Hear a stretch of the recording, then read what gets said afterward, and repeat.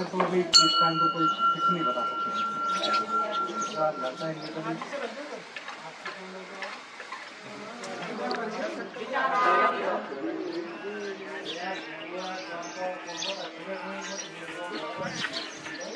हमारे इष्ट देवता की तरफ से आपको आशीर्वाद और हमारे पुजारियों की तरफ से, गांव वासी क्षेत्रवासियों की तरफ से नमस्कार।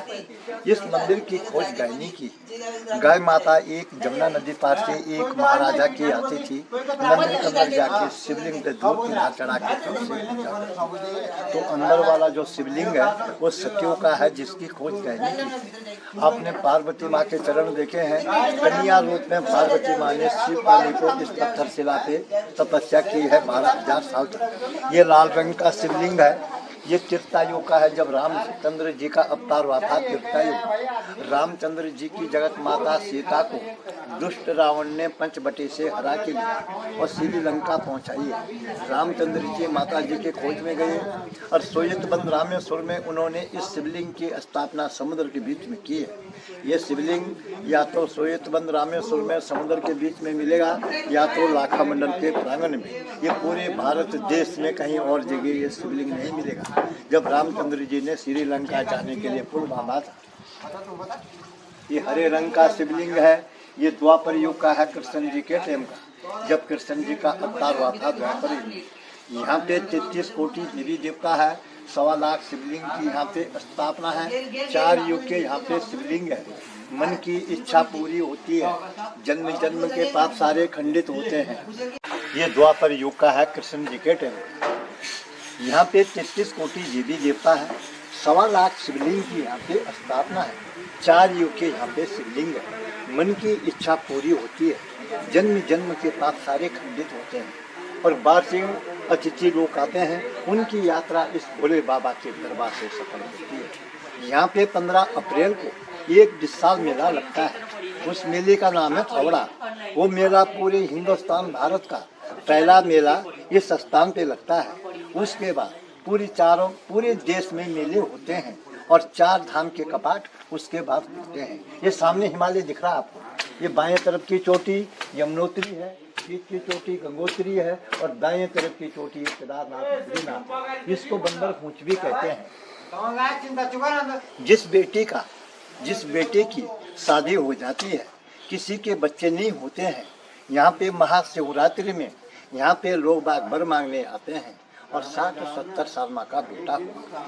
जिस बेटी की शादी नहीं होती है, यहाँ पे लोग बाग नमन करने आते हैं और 6 महीने के अंदर उनका रिश्ता होता है। इस मंदिर पे ऊपर से लेकर के और नीचे तक मंदिर के चारों तरफ आगे बढ़ो ऊपर से लेकर और नीचे तक मंदिर के चारों तरफ जिस गाय ने इस मंदिर की खोज करी, शिवलिंग पे दूध चढ़ाया है अंदर, उस गाय के पैर के निशान है, खुर के निशान। ये देखो आप, ये गाय माता के खुर के निशान है। ये ऊपर से लेकर के नीचे तक गाय के खुर के निशान मिलेंगे आपको। ये चारों तरफ इस मंदिर की बनावट, ये मंदिर ऊपर से बनाया गया, नीचे को हथेली के ऊपर विश्वकर्मा ने इस मंदिर का निर्माण किया और भीमसेन के हथेली पे ये बनाया गया, ऊपर से नीचे।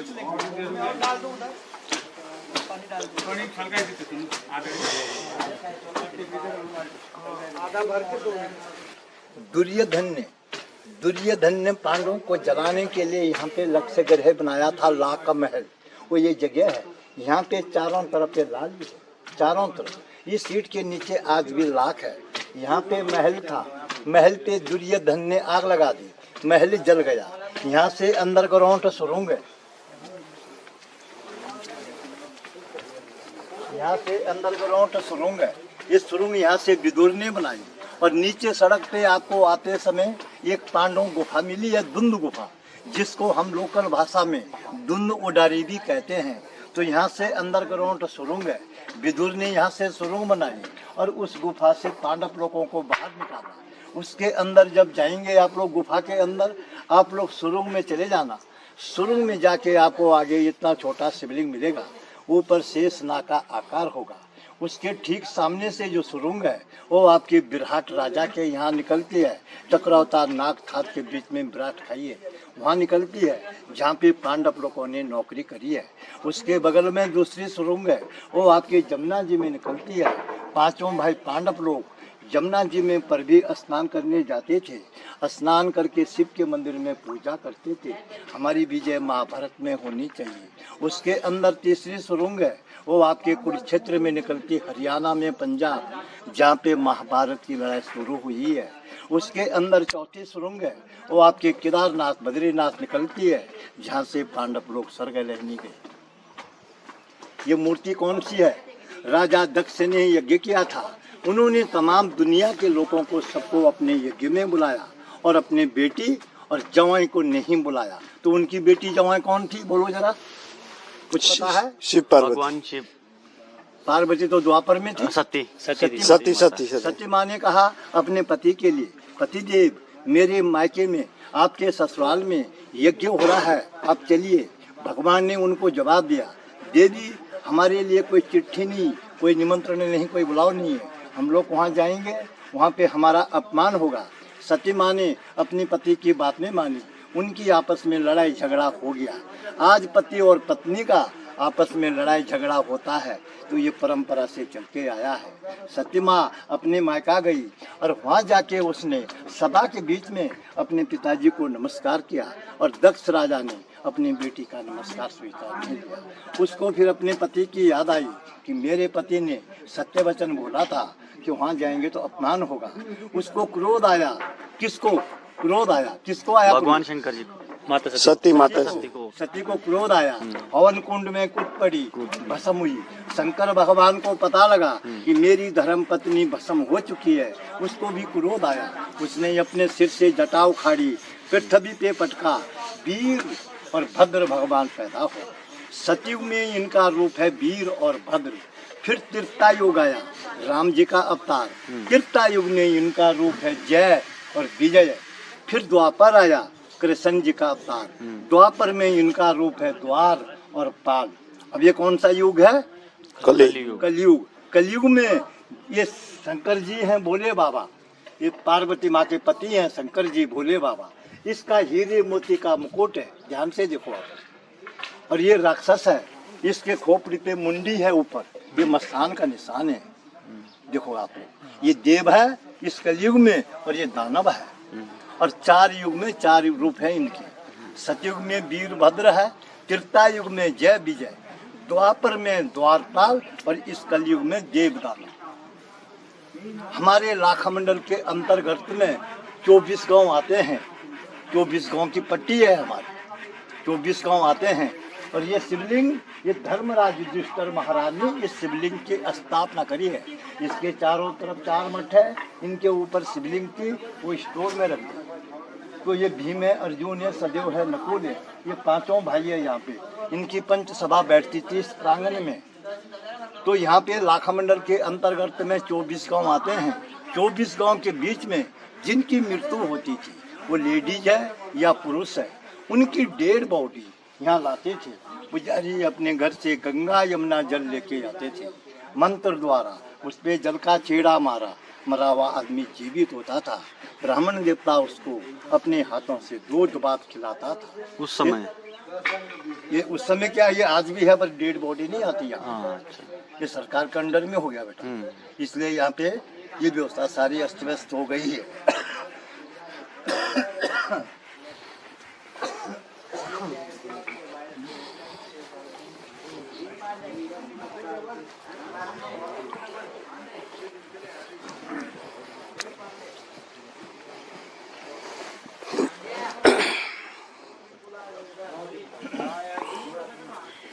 ये शिवलिंग की क्या महत्व है? जितने हमारे हिंदुस्तान में, भारत में मंदिर होंगे, उतने के जो मुंह है, मंदिर का जो गेट है, ये पूरब को और उत्तर को होगा। इस मंदिर का जो ये शिवलिंग का जो मुंह है, दरवाजा है, ये पश्चिम को है। इसकी जो ये रेखा है ना, ये रेखा है, ये पश्चिम को है। तो पश्चिम को, और पीछे द्वारपाल है, पश्चिम को इसलिए इनकी रेखा है कि यहाँ पे डेड बॉडी लाते थे और मंत्र द्वारा पुजारी अपने हाथों से उसके ऊपर मंत्र द्वारा जल का छीड़ा छिड़क के वो जीवित होता था और उसको अपने हाथों से दूध भात खिलाता था। तो इसका जो है ये पच्छम को जो है इसका मुंह जो है इसलिए है इसका। तो यहाँ पे मरा हुआ आदमी जीवित होता था। और ये भीम है, ये भीम है, इसके ऊपर शिवलिंग थी वो स्टोर में रख दी। और ये अर्जुन है, ये अर्जुन है और ये सदैव है, ये सदैव है। और फिर इधर जो है ये सामने, फिर यहाँ से आते हैं, इसकी परिक्रमा पूरी नहीं होती है। आगे जलेरी है, ये पार्वती माँ का रूप है, इसलिए इसकी मंदिर की जो है परिक्रमा आदि होती है। और ये भीम है, अर्जुन है, सदैव है और ये नकुल है। ये चारों भाई बड़े भाई की रक्षा कर रहे हैं। और ये पार्वती माँ का स्वरूप है, ये पार्वती माँ का स्वरूप की जगह, इसलिए मंदिर की परिक्रमा आदि होती है। का निर्माण किया और भीमसेन के हथेली पे बनाया गया। ये भीमसेन की हथेली प्रचार हुआ, तो ये भीमसेन की हथेली है। जब द्रौपदी माँ का विवाह 5 भाइयों के साथ हुआ है, तो ये द्रौपदी माँ के पकोड़े हैं। कम ज़्यादा से ज़्यादा 15 और 20 दिन के बीच में ये मंदिर निकले। ऐसे कैसे निकले मंदिर, ऐसे कैसे। यहाँ पे कहीं भी खुदाई करेंगे तो भगवान प्रकट होते हैं। हिंदुस्तान में या विदेश में इसको कहते हैं चौराया, शहर में चौराया कहते हैं और हम पहाड़ों में कहते हैं इसको चौवट्टा। यहाँ पे 4 रास्ते हैं। ये रास्ते की काली माता है, माता जी को नमन करो। जय रास्ते की काली माँ, हमारी यात्रा सफल करो। जो बाहर से अतिथि लोग आते हैं यहाँ पे दर्शन करने आते हैं तो उनकी यात्रा सफल होती है। ये प्रचंड माता है। इस माँ के दर्शन करने से यात्रीगणों की दर्शकगणों की यात्रा सफल होती है। इस माँ की महान कृपा है।